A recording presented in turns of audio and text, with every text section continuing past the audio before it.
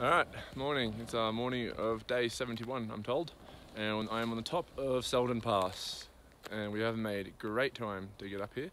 So we've actually beaten the sunrise, and it is beautiful. It's just shy of 11,000 feet, so it's the lowest pass yet. But as you can see, there is still plenty of snow.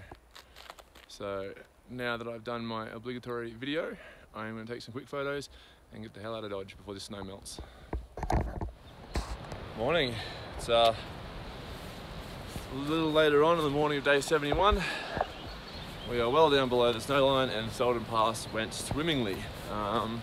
Quite a lot of snow, so a lot of people tried to do it yesterday afternoon just because they thought the elevation was lower and they thought it'd be easy, but I'm glad we stuck to our plan, and even though it meant camping early, I always set up camp by 2 o'clock and had a very relaxing afternoon, swimming in the lake and laying in the sun and hanging out. And then we did the pass at 4 o'clock this morning. Well, we started hiking at 4, so up at just before 3.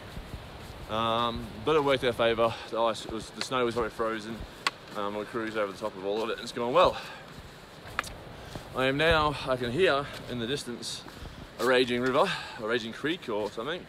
And that is the next challenge for the day, Bear Creek, which is allegedly one of the more difficult, or one of the most difficult crossings we have to do. Certainly up there, people have unfortunately lost their lives, I believe, but not this year. But yeah, we've got a small group here, and we're going to get there and figure out how to tackle it.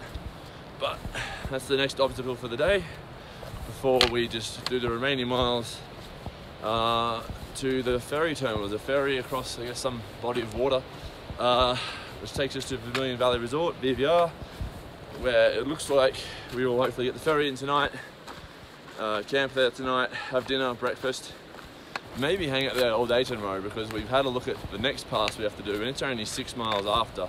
So if we get the ferry out in the morning, it'll be another very early camping day. So we may, if the resort's nice and it's a nice place to be, we may hang out there and get the afternoon ferry out, do the 6 miles, camp, and then hit the pass in the morning. Or if we want to leave, we will get the early ferry in the morning and then just have a very small 6 mile day. Which, yeah, it's not the end of the world. It's a beautiful place to be. There really isn't any major hurry to keep heading up the trail. It's nice to just enjoy where we are, what we're doing. It's just stunning. So that's it for now. I can still hear this creek. I mustn't be too far away. And I'll take some videos when we get there, and maybe even some videos of us getting across if we can somehow figure out how to do that safely. For now, I'll leave it there. So this is Bear Creek, and the crossing here at the trail right here doesn't look too bad. There was a couple on the other side who said they came across here. It's about waist deep. It is moving moderately quickly. Remember, this water is barely above freezing as well. It's snow melt, so it is icy cold. But there is a spot just upstream which we found where it's wider, so it's shallower, and probably just over knee deep. We went across it there. I'll go take a short clip of that one. So this is where we're going to cross. Still quite swift, but it does look shallower. It looks to be just over knee deep in most spots, and it's much wider here. It really widens out in this part, so that should make it sort of shallower and a bit less force behind it. So this is where we're going to go across soon. Just waiting for a few more people to turn up, and we'll do it as a group. And here we have the daily lunchtime drying process, laying everything out and letting it dry in the sun, making an eyesore of nature at the same time.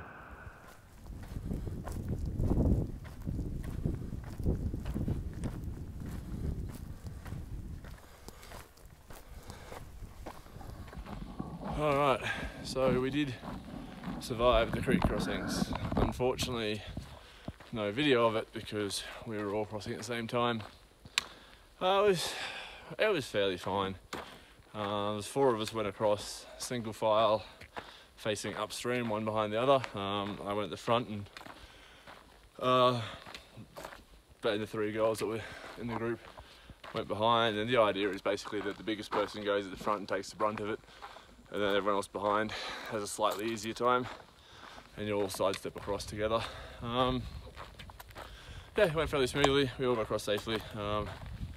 One of the girls does have a phobia of crossing creeks, so there was a few tears and things, but we got her across, and there was a couple more smaller ones which we helped her across after that too, which is good. I'm just gonna put this on pause for a second. Sorry, people, I still can't quite bring myself to videotape myself in front of other people. I feel like a giant dickhead. Anyway, yeah, this is one of the most beautiful sections I've been in so far, I think. Like just finished a 1,000-foot climb because why not? That's what this trail does. And yeah, now I'm in this pine forest, which is just so peaceful and so quiet. There's birds chirping and my voice rattling away. But yeah, I think it's a fairly downhill run now for, I don't know, another 5 or so miles to the ferry terminal for Vermilion Valley Resort. I have no idea what to expect in terms of ferry. I think it's quite small and primitive and very expensive. Excuse me. And the resort itself, I also have no idea what to expect, although I believe there is some form of restaurant or food. And I'm definitely looking forward to a very cold beer because this has been a challenging section. You know, like this morning, I woke up to the last night about midnight and sort of like had a little bit of trouble breathing, just really anxious about being back into the whole big passes, not big passes, but passes and river crossings and things again after we had that one night off, that one day we weren't doing a pass every day. And you know, we had that brilliant night where there was that 10 of us around a campfire, and just everyone was so relaxed after so many big days of tackling these passes early in the morning and post holding, and just a really trying time. So to have that one day off was so relaxing, and then going back into it again this morning and last night was a bit nerve-wracking. But as always, it really wasn't that bad. You know, we were hiking at 4 up and over the pass. It went perfectly. The creek crossings went well. Everyone made it across safely, and they weren't too sketchy. I mean, they certainly made you concentrate. I think the bigger one today was hitting me about mid to upper thigh. And I'm quite tall, and 6'2", 6'3", so yeah, some of the others were shorter, was sort of like waist high, a bit over waist high, and it had some real force to it, so just sort of stumbling across the rocks and trying to get across, and the fact that the water is icy cold, like it's just above freezing, doesn't help. So as I said, we made it through. We had about 20 more crossings after that, but just small ones you just walk straight through. And then yeah, this climb, and now a downhill run. So it's just, trip over my own feet there. It's been a trying time, but we're almost there. Night off and a partial day off tomorrow in VVR before one more pass, and then heading to Mammoth for a day off or 2 days off, which I feel is well earned before we come back out and do it all over again. Yeah, alright. I'm gonna leave it there for now and go back to this beautiful scenery with some wicked music playing just to sort of enhance it. It's been the first time I've used music since the desert, so it's nice to have some tunes to listen to as I stroll through this section. Just really, sometimes, most of the time I prefer the sound of nature or the sound of my own voice, but sometimes the music's good. And this crossing looks pretty interesting as well. Thankfully there's a bridge.